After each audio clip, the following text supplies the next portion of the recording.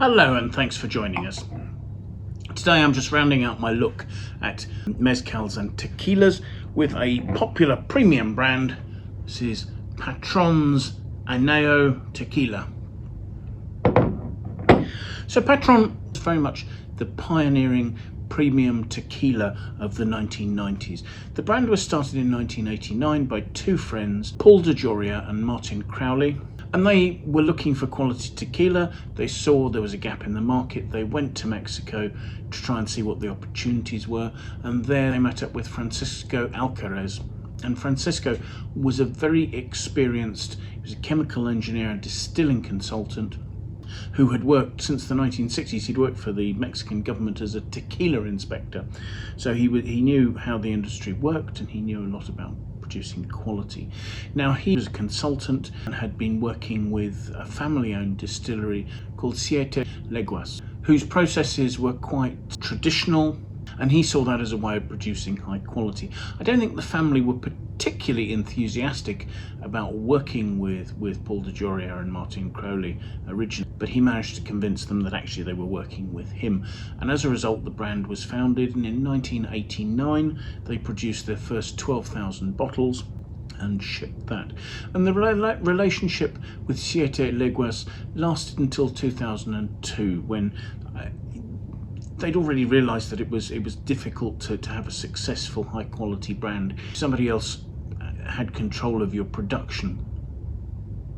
So when there was a dispute, they took that opportunity to create their own distillery, now known as Hacienda Patrón, in the small town of Atotonilco El Alto, which is in the heart of Jalisco. So we're in the midst of an area in western Mexico where there's good availability of the blue Weber agave needed to create tequila.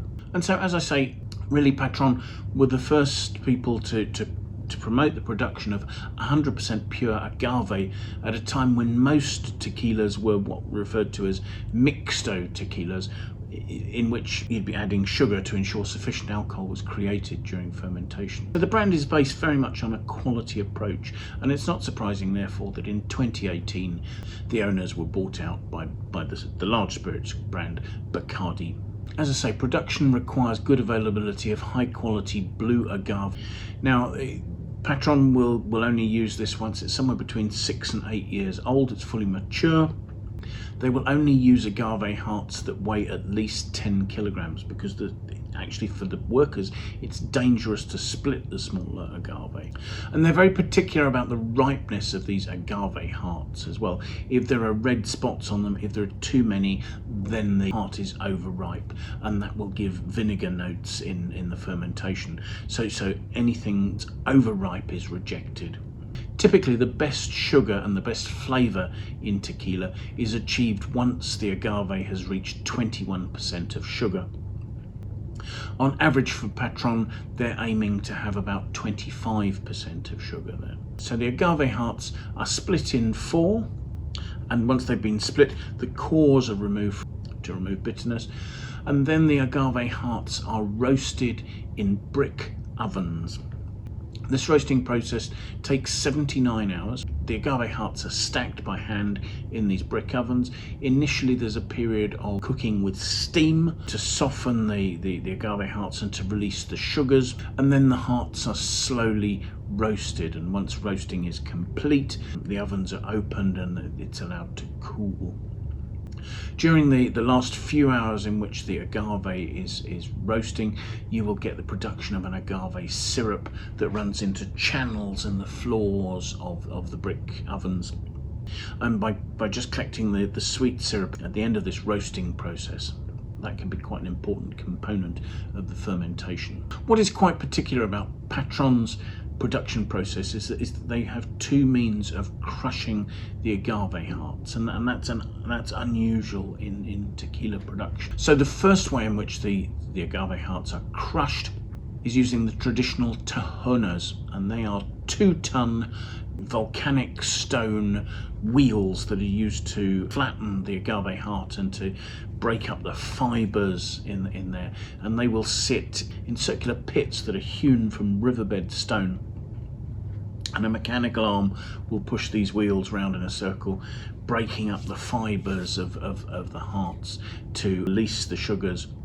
And these fibres are then actually sometimes soaked in a little bit of water, and the fibre goes into the fermenting vessel along with the juice. The second means of crushing are more modern 5-step roller mills, and their only juice is extracted for fermentation. So you get two completely different ferments going on, and Patron believe that the 5-step roller mills will give a more sort of fresh citric nature to the tequila, where the traditional tajonas will give fuller, richer, more flavoursome spirit. Both these different approaches to crushings are fermented separately. They're fermented in upright, open pine fermenters using cultured yeast that has been gathered locally from yeasts that have been found on the agave plants themselves. So it's not an indigenous fermentation, but it's using the local yeasts, and it's using a consistent yeast that has been found to give the flavour components that Patron are looking for. Fermentation lasts about 3 days. The different sorts of ferments are both kept separate, and they're both distilled twice in small copper stills. Everything here is done on quite small batches. The largest still is about 2,500 litres. And these are specifically, they're copper stills, and they're heated by steam that's fed into the bottom through a heat exchanger. After the first distillation, the spirit is normally at about 25% alcohol, and then once the second distillation is complete, the spirit normally comes off the still at about 55 degrees. If the spirit's being used to make a silver tequila, it will be watered down at that stage to the bottling strength. However, for the Anejo here, it needs to go into barrel for somewhere between 12 and 15 months. So it's kept at 55% alcohol while it ages. But the two portions are kept separately, and they're only blended at the very end of the aging process. Aging goes on in 5 different sorts of oak. So there are 2 sorts of new French oak. There's Limousin and New Allier oak, so different forests in France. And then there's new American white oak, and then there's American oak barrels that are being used to age bourbon. And then the final component is Hungarian oak. So quite a wide variety of oaks, but mostly new, and trying to give quite a rich sort of vanilla-y note to the spirit. Following blending, distilled water, so demineralized distilled water, is then used to reduce the strength of the spirit down to, in this case, 38% for bottling. They're very particular about the fact there are no additives used. So the colour in this comes entirely from the aging in oak. There's no addition of caramel to darken the colour. So let's see what we make of it, shall we? First thing to say is you've got a pale to medium, slightly golden colour. There are sort of tawny hints to what's a fairly pale colour there. Unsurprisingly, with 38% alcohol, that's forming tears very readily on the side of the glass. The aromas have a lovely richness. There is that vanilla very much to the fore. There are sort of the cedary oak notes behind that. There's almost a sort of a ripe hint of sort of sultana or something like that in the richness. But then you get a spiritiness that has a spice. There's almost a note of pepper at the back there. And perhaps sort of slight hints of capsicum. But again, that richness is almost a note of rich, ripe syrup there in the aromas. And really the richness of the spirit is completely overlaying the high-toned spiritiness that is just there as almost a slightly smoky touch at the back of the aromas. So let's have a taste, shall we?